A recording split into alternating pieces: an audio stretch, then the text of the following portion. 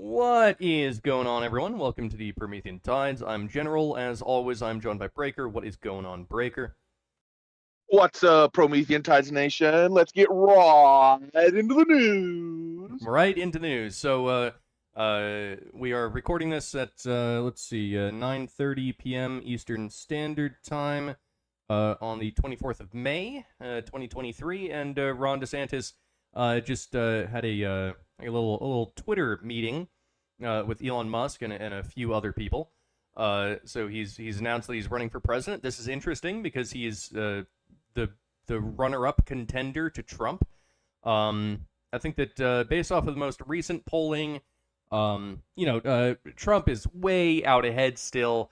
But who knows what can happen during a primary? We got we got some time. We got a lot of time. So anything could happen. But Ron DeSantis has announced, and so I thought we'd go over that. Now, from Vanity Fair today, they said, report Ron DeSantis will formally announce his 2024 bid with Elon Musk because apparently David Duke wasn't available. Hard-hitting stuff, Vanity Fair. Wow. And it begins all over again. It's the freaking Trump train lead up. Mm-hmm. He racist, he mustache man, orange man bad. It's the same fucking crap all over again. Well, see, they start with David Duke, and then they have to go to like Mussolini, and then Hitler, and then he's worse than Hitler, and then he's Omega Hitler, and then he's Mecha Hitler, where actually he's literally Hitler, but they bicentennial manned him, and they robocopped Hitler, and they installed all this like cybernetics, and so Trump is literally Mecha Hitler with an orange face on, except this time it's DeSantis is going to be the Mecha Hitler, because here's the thing. I think in their mind it's all just a conglomeration like Voltron. It's going to be Ron DeSantis, David Duke, Elon Musk, Donald Trump, and I don't know who else they're going to freaking get, but they'll think of somebody, and it's going to form up Hitlertron. Yeah, it's the super mecha that's composed of the other mechas. It's become one entity, and it's their greatest enemy. And I think Sargon of Akkad should form the head, because like Gamergate is really important culture news. Or at the very least, Sargon should be the voice, because god damn it, he has that smooth, silky British voice. But you act like me. Anyone, if you know, you know. If you know, you know. Yeah, there's that would be the reason why he was kicked off Patreon. But so we also have Trump. I guess so. There were some issues with the Elon Musk with Twitter thing, and so they were like a few hours late due to technical difficulties. And proud to be an American. Hey, copyrighted music. Yeah, just gonna turn that down. And so it's like, oh, okay, so like Trump he's getting up on stage, and they're still preparing to launch. So this is just a funny meme, I guess, that was released about this, because there were some technical difficulties, blah blah blah. Anyway, we can actually just get into the. Is Elon Musk literally memeing in this video? Is that what this is? He could be. Who knows? But the here's the actual I guess live Twitter meeting, Twitter hangout, whatever. And I highlighted a few because I watched it through. And honestly, most of it's not that important, as you can probably expect from an announcement speech. But there were a few key details that I thought were worth going over for anyone that didn't feel like watching the entire hour-long announcement discussion. So here at 4 minutes 30 seconds in, basically DeSantis goes into his basic platform of what he's running on. So we'll give it a listen here. Stumbled online. What would you like to tell them? Well, I am running for president of the United States to lead our great American comeback. Look, we know our country's going in the wrong direction. We see it with our eyes, and we feel it in our bones. Our southern borders collapse, drugs are pouring into the country, our cities are being hollowed out by spiking crime. The federal government's making it harder for the average family to make ends meet and to attain and maintain a middle class lifestyle. And our president, well, he lacks vigor, flounders in the face of our nation's challenges, and he takes his cues from the woke mob. I don't think it has to be this way. American decline is not inevitable, it is a choice. And we should choose a new direction, a path that will lead to American revitalization. We must restore sanity to our nation. This means embracing fiscal and economic sanity. Stop pricing hardworking Americans out of a good standard of living through inflationary borrow, print, and spending policies. And please embrace American energy independence. This also means replacing the woke mind virus with reality, facts, and enduring principles. Merit must trump identity politics. We must return. So basically, he goes over what his overall platform is, and I jotted down basically the main points, just to sum it up, because it's not, he's not saying anything huge, but he wants to stop inflation. How it is that you stop inflation? I'm sure that he has some sort of policies that will do that, but geez, that seems like a difficult thing to tackle. He wants America to be energy independent. That's actually way simpler of a thing to do. You just say, hey, let's go ahead and approve fracking again, and also, the Keystone XL pipeline. Let's continue doing that, and America will be energy independent. Super simple. It's actually just government regulations that are keeping us from doing that one. Let's see. He wants to strengthen the borders. Actually, he's very very Trump-like. He wants to continue building the border wall. I think at some point he said that basically we need to shut it down for a bit, while we figure out what the hell is happening, because so many people are coming over. Let's see. He wants meritocracy over identity politics. Of course, I think every conservative at this point wants that. Let's see. He wants to maintain law and order. I guess he's back in the blue on that one. He wants to reestablish integrity in the military. I guess that there are parts of the military that seems like they've gone very woke, and maybe we don't want the military to be focusing on gender queer whatever the hell. You know what, I agree. I think that just about every Republican, not rhinos obviously, but actual conservatives, I think all of them would probably agree with that point. Let's see. He wants to go after the unelected bureaucrats. So these are the people in the three-letter agencies. I think all of the Republicans that are worth paying attention to in terms of the presidency. Normalcy to our communities. America's a sovereign country. Oh, sorry, I just accidentally started that. All the three-letter agencies, the FBI, the CIA, the NSA, the AFT. There's actually a whole bunch of them.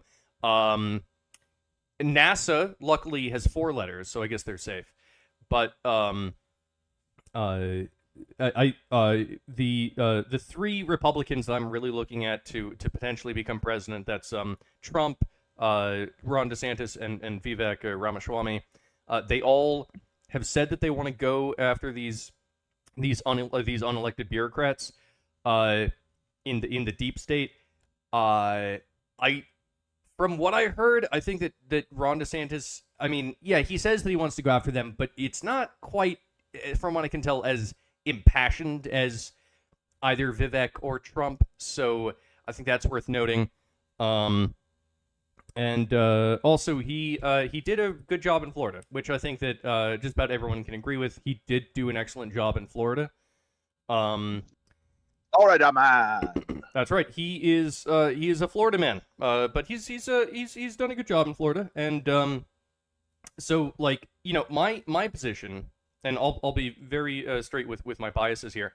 I prefer Trump. I do. I have for a long time. That's not to say that I dislike DeSantis. It's just that, I mean, to take one from Sargon of Akkad, from Carl Benjamin of the Lotus Eaters, Trump. It's about finishing the narrative. Trump has to finish out his final 4 years. It seems important for just the story of the whole thing, and also I think that at this point, Trump is a mad dog. I think he's worse than just a bull in a china shop at this point. You know, he's not just bumbling around knocking things over. No, he's like a rabid dog, and he just wants to bite everything, and it's malicious. And that's the kind of energy that I kind of want going into the White House, because I think that you have to have that kind of energy if you want to take on the incredibly entrenched powers that are the deep state, the unelected bureaucrats. I think that you need that sort of energy. I know there's a lot of people that like Ron DeSantis, and they're going to go, no, he's going to be very tactful. He's really good at policy. I agree. Seems to be really good at policy. I'm just saying, I think that you need that raw energy to really try to burn that many institutions down and actually fire that many people. Because, I mean, you're talking about, God, hundreds of thousands of people that you're just going to have to say, oh, you don't have a job in the government anymore. You know, a lot of these people, they're government workers, and, you know, they expected, you know, once you get on the government dole, basically, you know, you have a job for the rest of your life. You're effectively unfireable. And then, oh, now you don't have a job anymore. That's going to be rough for them. It's going to be rough. So there's going to be some unhappy people. But I did just want to go over a couple of the things that they got into during this. One thing I will say in regards to Trump, the first time kind of goes into what you were describing. The first time Trump, when he got in, he was like, okay, and I'm going to have to get rid of some people, but I could probably still get certain other people to work with me. And it was that he was trying to ingratiate himself to people, and he was trying to be people's friends, and this goes into his ego and his like public image. He's all about PR because he's like a media personality. So and like every day the news was constantly shitting on him. It's just like, I can't stand it anymore. It's full of crap. The media's screwed with me. And he really thought in his heart of hearts, I believe, that he could somehow turn it around and get everyone on his side. But as time went on through his first term, it's just like everything he did, like brokered peace deals in the Middle East, first president to step over the freaking demilitarized zone in North Korea, like massive, that Nobel Peace Prize worthy shit. And like at every turn, if Trump did it, it was just ontologically evil regardless what he did. He could like have saved a puppy from a burning building, and the media would spin it's like Trump puts firefighters out of a job by saving the puppy. And what was his motivation, really? Yeah. And what's he going to do with that dog? He's probably going to fry it up into a steak and put ketchup on it. So, yeah, I think, well, knowing his egotism, I can never be sure of this, but I think this time it finally sunk in that no, everyone literally hates you now and will hate you to the end of time. So you have nothing left to lose on like the PR front. So it's like burn it the fuck down, like you should have done the first time. Yeah. I think he learned his lesson. And you know, honestly, I think you know, hindsight is 20/20. But I think that America learned its lesson, because I think that when Trump got in 2016, I mean, this was a few years ago. The general public was not aware just how deep the rot was. Like, we knew that something bad was up, but it's like you know, like we thought it smelled like day-old fish, but actually it turns out that there was just a whole bunch of like extra stuff on top of the old fish that was like blocking the smell. And then once you started to pry that apart, holy crap, that's not day-old fish. That, oh my god, is that year-old fish? Oh my god, there's mold everywhere. Oh my god! And it ended up being something like that, and nobody knew. I didn't know. I think at least most people didn't know how bad it was, and it turns out it's really bad. And you just got to take some bleach to that. There's no saving the fish at this point. You're not going to be able to eat it. You just got to bleach the whole thing. So I think that not only did the American people learn their lesson, but Trump learned his lesson, and I am really excited to see Trump get in there and just bleach the refrigerator, get rid of all the fishy smell. Like, we really need a stand-up cleanup job. But that's not me saying that I think that Ron DeSantis would be horrible. I don't think that he has the passion to pull it off. He seems more like a negotiator type, as opposed to a crazy man type. Sometimes you need a crazy man, but isn't he also a lawyer? Yeah, I believe so. But he does. I was watching a podcast a while ago about lawyers, and it's like the guy said something really interesting to me. It's like lawyers are not leaders by design. Like, someone who's really good at being a lawyer is basically taking a pre-existing system of laws and working within a framework, kind of like how a conservative works. Whereas, like, a leader just dynamically decides things and pushes things around. It can sometimes be very disruptive and destructive and shifting a lot of things around really fast. But the leader gets things done. The lawyer just, like, cleans up afterward, basically. They're like a litigious janitor. Well, and I actually I have to agree with Tim Pool here. To carry on with what you're saying, it's like DeSantis is the COO, whereas Trump is more of a CEO. And those are actually very different positions that demand a very different skill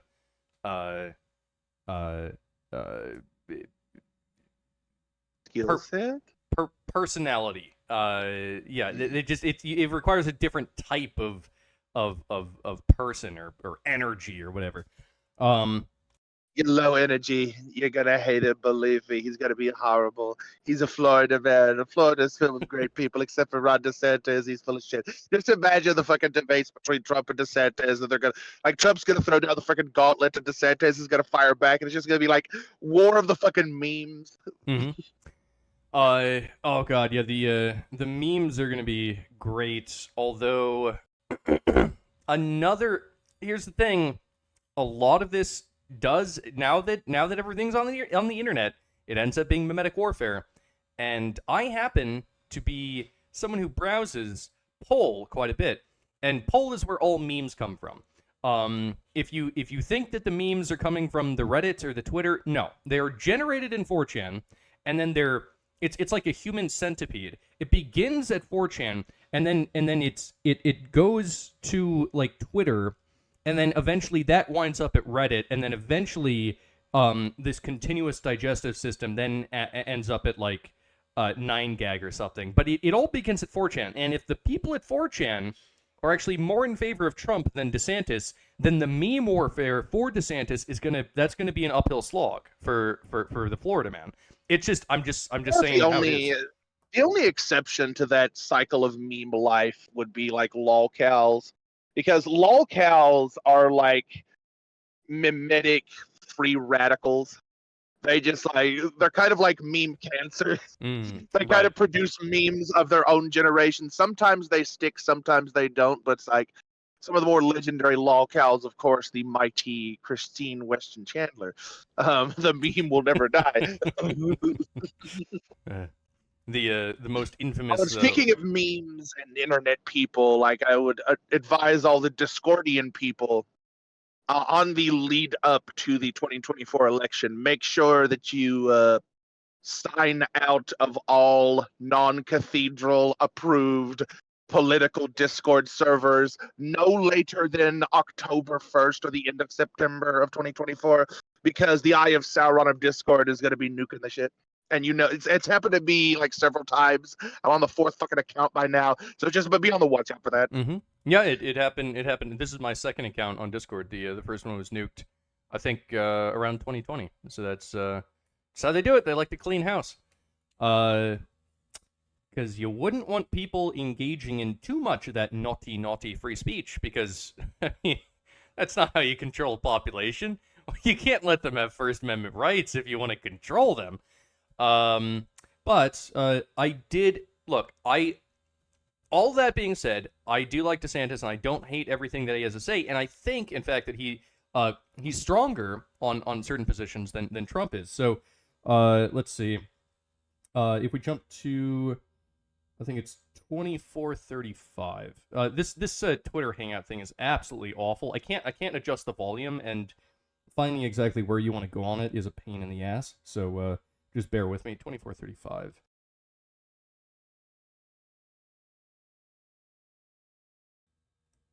Okay. So we'll just this is about the YouTube censorship of COVID disinformation, which is weird because this is a video that's gonna go on YouTube. Hey, hello YouTube, hello, how you doing YouTube? And it turns out that YouTube, Ron DeSantis is gonna criticize them. So let's listen to him in that. Can I follow up with that? I mean, I think the other thing that I saw during the pandemic, Governor, and you was subject to it just as much as I was when we were talking about COVID. YouTube censored a video of us speaking about in a roundtable that you hosted on COVID policy. There's so much of the federal government infrastructure went into suppressing honest scientific discussion during the pandemic. So it's not just public health agencies, but other agencies inside the federal government that worked to suppress the speech of Americans. And I'd love to hear your thoughts about it. No question. So I'm actually in Florida. We recognize the danger there. So I'm actually going to be signing a digital bill of rights for Florida pretty soon, which will bar all state and local government officials from colluding or working with a technology company for the purpose of censorship of speech. Because you're exactly right. You had people in the White House, you had people in all these other agencies working with these platforms to try to take it down. And oh, by the way, what did they censor Dr. Bhattacharya for? It was a roundtable discussion that I led and convened. We had Dr. Bhattacharya, MD, PhD from Stanford. We had Martin Kulldorff from Harvard Medical School, and we had Sunetra Gupta from Oxford, who was generally viewed as one of the best epidemiologists across the pond until she became anti-lockdown. So these are all eminent people. And what are we discussing? We're discussing whether there's any scientific basis to force a school child to wear a mask for 8 hours a day. They all agreed there was no basis to do it and that you should not have school mask mandates. YouTube thought that was, quote, anti-science and that should be taken down. But even at that point, we had already had enough experience in Florida where you had some schools that had done it before the state banned the mandates. You had some schools that had done it, some schools didn't, and the results were no different. And yet his video was taken down by Google YouTube. So it was a huge, huge problem. And yes, I think the federal government, FBI, DHS, any of the health agencies, it's unconstitutional for them to be delegating speech restriction to a private company. You can't do indirectly what the Constitution would clearly forbid you to do directly. So 100%. I mean, that's on point. And I think that this is a major strength that DeSantis has over Trump, right? Because I mean, look, Trump didn't do everything in his first term. There's a lot of things that he probably should have done. Hindsight's 20/20, of course, but I don't think that Trump handled COVID that well. Up until maybe like a year ago or so, maybe even less than that, Trump was still coming out saying that the vaccine was great and he developed the vaccine. He didn't do much of anything to try to combat big tech and their control over free speech. He did honestly next to nothing. Like, he kind of entertained the idea of like repealing 230, which I think, I don't know if you want to repeal it, but who knows. But he didn't do much for the issue of big tech, and I mean, at this point, big tech it's the town square. It's un-American for the town square of America to be this tightly controlled by corporate interests, right? It's there. Something has gone wrong if this is the case, right? I don't care about, oh, but my private company. No. I don't care. It's not American. Get out. Something has to be done about this. And It's horrible. It's un-American. It's terrible. You're not gonna believe it. It's low energy. It's absolutely horrible. We're gonna get rid of it. And Trump was also, he kept Fauci on for the entire duration of COVID while Trump was president. He kept Fauci on. He could have gotten rid of Fauci. He didn't. He could have done something about it. Fauci has been in there since like the freaking 80s and 70s. It doesn't mean that Trump still couldn't have done something about it. He just continued to accept it. Well, Fauci's the guy to listen to. He wasn't. Fauci was going behind Trump's back and fighting with him at every point and turn. And it turns out that actually Trump, Trump didn't get everything correct, but holy crap, did Fauci get everything wrong? So, like, I will say that when it comes to specifically COVID policy, Ron DeSantis can run on that. Look, Ron DeSantis did a better job when it comes to COVID in Florida than Trump did with the rest of the nation. Now, I mean, to some extent, right? Trump was actually, he was trying to limit the power of the federal government and basically leave it up to the states to handle COVID how the states think that they ought to have handled COVID. And that actually allowed Ron DeSantis to shine, where many of these lefty governors didn't, because they were all going, oh no, Florida, everyone's going to be dead in a week because they're not locking down. And then Florida's fine. Florida's completely fine. Ron DeSantis got it right. So like, it's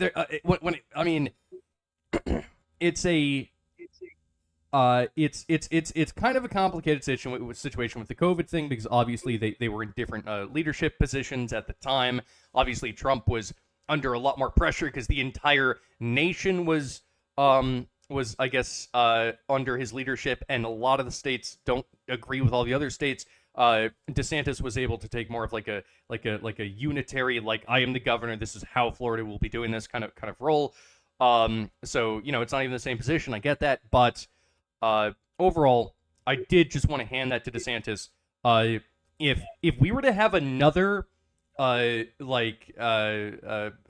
pandemic just emerge suddenly, I would rather DeSantis be in charge. When it comes to handling pandemics, I trust DeSantis. When it comes to other things, I think I would, like, when it comes to like negotiating with China or with Russia, I trust Trump. Not only because Trump is kind of a mad lad, an unpredictable asshole, but also he has experience doing so. And so I hope that we don't get like another random pandemic of monkeypox AIDS in 2024. But hey, who knows?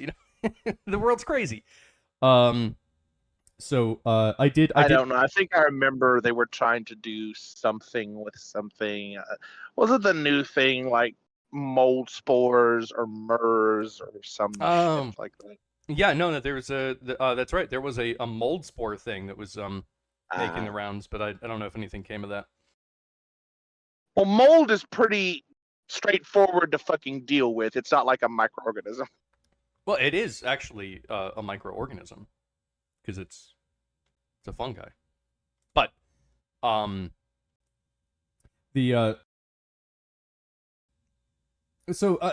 I just wanted to say I want to throw that over to DeSantis. Like I think when it comes to COVID, he's doing a good job, and when it comes to addressing just the sheer power that these big tech social media sites have over not just what the American people are allowed to say, but also as a result what they're allowed to think.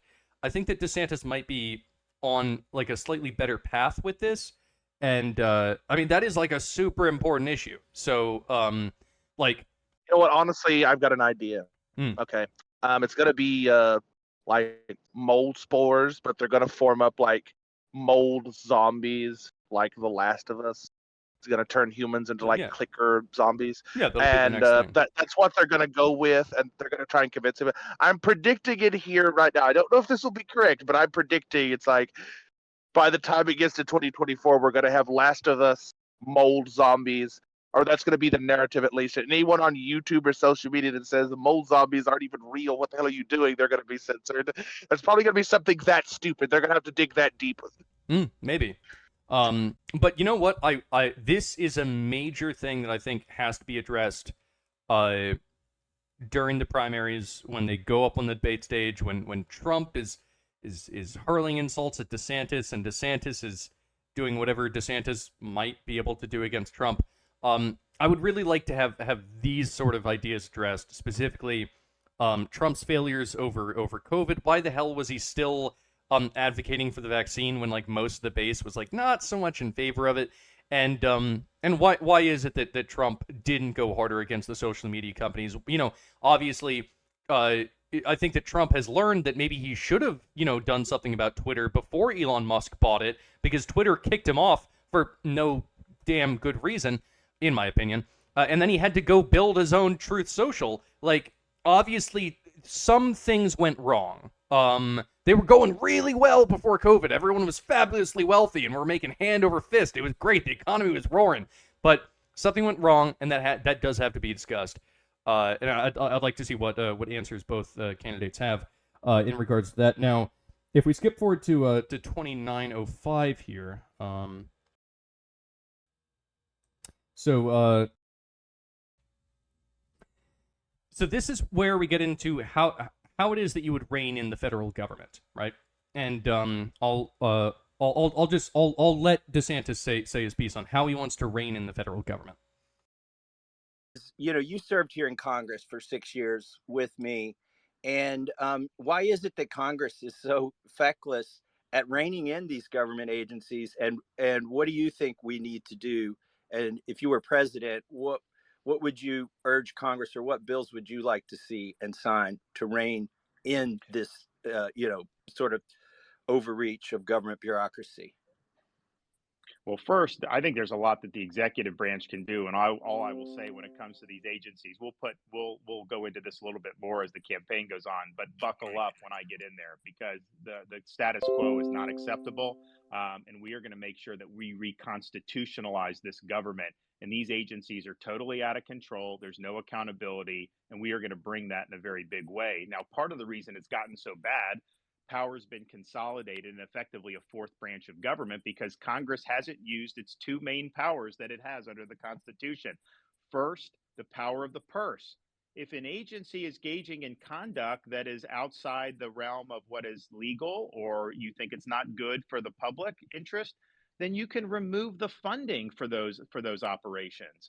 There's nothing that they're not entitled to get the same level of funding every year, and yet Congress runs the government on autopilot, either continuing resolutions or massive omnibus spending bills. So these agencies are all bulletproof. They know that they're going to end up getting something similar or more every single year, and it creates an incentive for them to abuse their power. The other thing you can do is actually legislate, so you're not delegating to the bureaucracy key issues regarding how to enforce federal law. You should define what you want. All they should be doing is implementing. Instead, Congress will basically give an invitation for the bureaucracy to make really important substantive decisions. And so Congress may never vote on something, and the bureaucracy will cite a law from 20 years ago and do things that are going to transform our society or our country.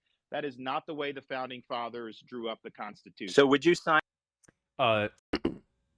So that appears to be Ron DeSantis's, I guess, pathway to reining in the federal government. Hey, you know what? He's going to work with lawmakers in Congress to try to get the legislative branch to do something about this. And, well, that sounds like a whole bunch of handshaking and negotiating and, talking with people, and it's all very diplomatic.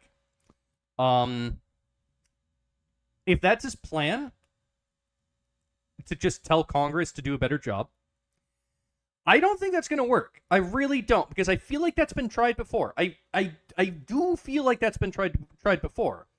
Now, Trump actually, in his I think the final part of his first term, he actually he brought up he got past this like this idea of like the Schedule F employee. And this basically means that they're fireable. And this actually does set up Trump to be able to just go in a second term, as far as I understand. I'm not a legal expert, but as far as I understand, in his second term, he can just go in and start firing. I don't think that you're going to be able to fix this problem by just being president and then trying to convince Congress to like make the federal government smaller, because Congress doesn't want to do that, because first of all, half of Congress is against you, and then second of all, then they would have to start taking responsibility for stuff. You know, the benefit of like being in Congress is that you can say, you know, let's say that you hate tuna fish. So you go to the to the Bureau of Sandwich Management, and you go, hey, I don't want to be the guy that votes to ban tuna. So could you just like, you know, you as unelected officials, it won't affect you. Can you just ban tuna sandwiches? And then they go, yeah, sure, whatever. That's a major benefit to like Congress, right? Having these unelected officials do the dirty work for them. I'm not entirely certain that Congress is actually the good guys here, and I'm not sure that you should just be going, oh, yep, that's the solution. It's Congress. I'm not sure. I don't want to create a king. Okay, like our Constitution, it's not huge on having kings, but when things get really, really bad in America, sometimes someone like an Abe Lincoln has to stand up and go, you know what? No, I'm king for a couple of years. Fuck you. We're doing it my way. That's what I want. I think this is the most important issue on the table, because once you've gotten rid of these three-letter bureaucrat organizations, once you've maybe not completely killed but severely maimed the deep state, I think a lot of just all the other things will become a lot easier to do. They won't seem like nearly as big of hurdles, right? Oh, how can we possibly address the whole like YouTube Google problem? Well, you know, something tells me that there's a lot of deep state influence in things like YouTube and Google, just like how we know that there was a lot of deep state influence in Twitter until it was purchased by Elon Musk, because, I mean, it was Elon Musk, he purchased a crime scene, right? He bought a crime scene. And with the Twitter files, we've been able to find that out. So if honestly, I don't think that a lot of these like these big tech media firms will have nearly as much influence or power if their energy sinks, if their resources from the deep state dry up. You have to be able to go after the deep state. And I don't, just based off of what Ron DeSantis just said, oh, I'm going to work with Congress to make sure that, you know, Congress like does something about, no, that's not how you can do it. Trump is literally saying, fuck everything, I'm burning it down. Is it entirely above board legally speaking? I'm not sure. Is that within like the powers and purviews specifically of the executive branch? Maybe, maybe not. I don't care. Even Abraham Lincoln suspended habeas corpus. So, you know, sometimes, you know, for like a very limited amount of time, maybe you just gotta do what has to be done. And so I thought that was incredibly weak on the part of Ron DeSantis, and that is why, that's really the bit that I was looking for in this conversation. That was the most important bit. And there it is. Based off of that, I don't think that Ron DeSantis is the man for the job. I think maybe once Trump has burned everything down when he gets elected in 2024, then maybe in 2028, Ron DeSantis will be the perfect man for the job, right? He'll be the one there to rebuild after the destruction of the Trump presidency, the constructive destruction, but the destructive era of tackling the federal government under administration. Maybe Ron DeSantis can come in and start to rebuild and make sensible policies, but you can't, like, to take it back to the fish scenario, right? Like, DeSantis is like, hey, you know, like maybe we could take this this 5-month-old rotting fish that has been sweltering in the sun. Like maybe we can still build something off of it. Maybe we just put the correct amount of spices and salt on it and cook it. Maybe no, you don't eat it. You just got to get rid of it. So that is I thought that was got 1 month older. Yeah. The fish just got 1 month older. Yeah. But yeah, I think that was actually the most important part of this entire discussion. I have some other bits written down, but they're really not that important. Let's see, at 32:30. It turns out that Desantis says that he's against transitioning kids. Oh, who would have guessed that? Like, oh, well, I'm scared. Yeah, You should warn me. I need a trigger warning. Oh boy. I'm not sure if I need to see this. I might have to check out. Oh boy. Yeah, I mean, like, of course, DeSantis is against the transitioning of kids. Name one serious conservative at this point that is like, yeah, you should totally like do trans kid stuff. Let's see it.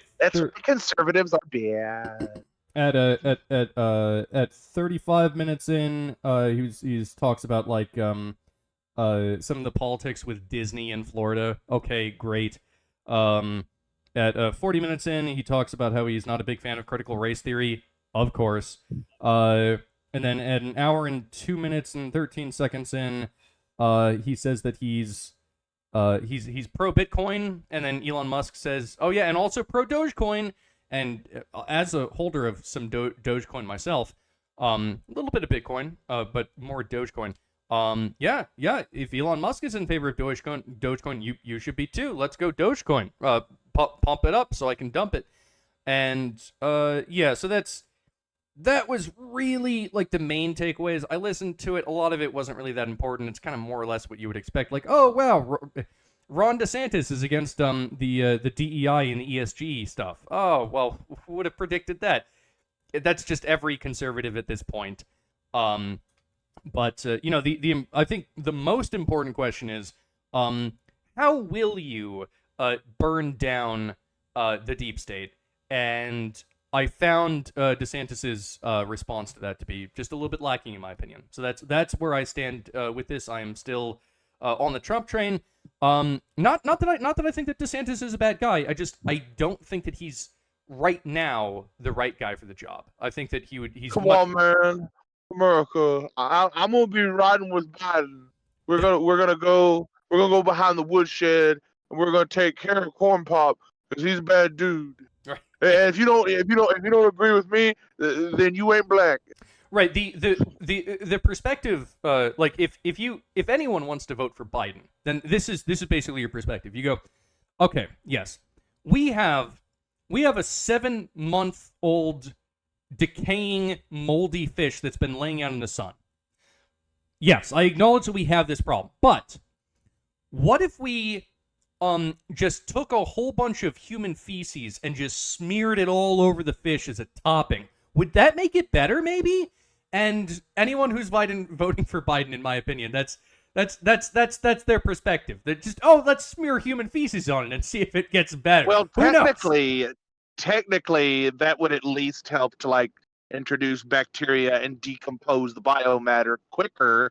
That would actually be an actual solution. It wouldn't be the best solution, but it would be a solution. Somehow Biden is actually worse than that. Yes, I guess the shit smearing would be like accelerationism, but actually whatever Biden is probably worse than that. Yeah. Biden just put it under a glass dome, but behind the woodshed, and Corn Pop is back there to protect it. So that we cannot let our values of moldy fish be taken away by radical extremist Republicans. They want to destroy our stinky fish. You can't let that happen, America. You gotta ride with Biden. I'll make sure that there's no accelerationist malarkey spread on that fish. Come on, man, America. The moldy fish. It's in a glass dome, but I reached my hand down my diaper and I got a whole bunch of my own feces and I smeared it around the glass dome to try to protect it from sunlight. You understand? So it's working. I'm telling you. It's now that it's not exposed to sunlight anymore. I'm telling you, it'll get better. You just gotta smear enough shit. Okay, so If there's anything I know, it's about diapers and my old malarkey. And that's why my slogan was no malarkey, because I was on the bus and they kept saying, it's like, you gotta stop smearing malarkey all over the walls, you know. And I came up with my slogan. It's like, you know what, that made a good political slogan. No malarkey. Well, anyway, I think that's pretty much all that I have to say about the thing that Ron DeSantis did. Again, I don't dislike the man. I just think that there's another man, Trump, or even Ramaswamy, Vivek Ramaswamy, who might actually be better, because I think. Oh yes, my friend, vote for me, and I will make sure that every 7-Eleven is fully stocked. Oh yes. That's extremely offensive, Breaker. Although I don't think that Vivek would mind. No, I mean I've heard him in interviews, and he seems just as I guess maybe not as passionate, but almost as passionate as Trump when it comes to burning down the deep state. And that's really what I'm looking for in a candidate at this point. So, look out for him. Honestly, I could see him rising in the polls. I wonder how are Democrats and wokists going to insult him? Are they going to become like? Are they going to start talking about Indian colonialism and how bad Indians are? The same way that they did it with Larry Elder. He's the brown face of white supremacism. You know how they'll do it. He has internalized not misogyny, internalized racism. Yeah. I don't know. They'll come up. They're good at coming up with ways. Wait a minute. Does that mean that Lefty Pole is going to start posting poo in the loo meme? They actually might. Which is usually something reserved for regular poll, but who knows? You know, we'll have to see. The world's good. It's honk honks after honk honk. Welcome to Clown World. But I think that was most of my my thoughts about the conversation. And any thoughts that you might have had that we didn't cover, Breaker? Well, insofar as politics goes, I'm mostly out of it myself. But if there's one thing I do know, it's memes. And I can envision a future if Ravek Vivaswamy gets too far ahead in the polls. I can envision a future of Lefty Pole with a non-stereotypical or derogatory trans individual holding a sign that says poo in the loo. And that's the kind of future I want to see. All right. Thank you everyone for listening, and peace out.